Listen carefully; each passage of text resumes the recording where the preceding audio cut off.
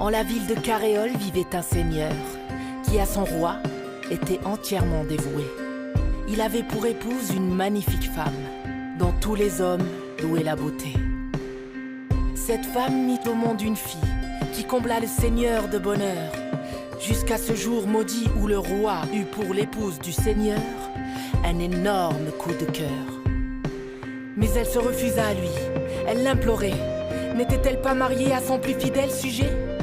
Mais le roi obstiné ordonna à son conseiller de trouver une ruse pour un jour la posséder.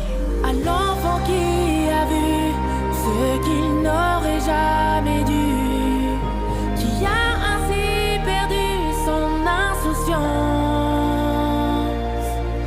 à l'enfant qui n'a plus dans la vie qu'une seule issue, apaiser sa douleur dans la violence de la douce vengeance. Alors le conseiller, magicien de surcroît, mit au point la plus terrible des manigances. Un soir que le seigneur partit au combat, le magicien donna au roi son apparence.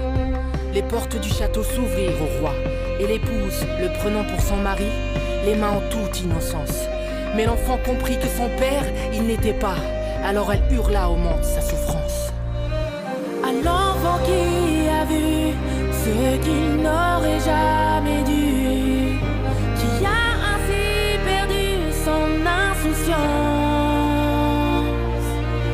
à l'enfant qui n'a plus dans la vie qu'une seule issue, apaiser sa douleur dans la violence de la douce vengeance.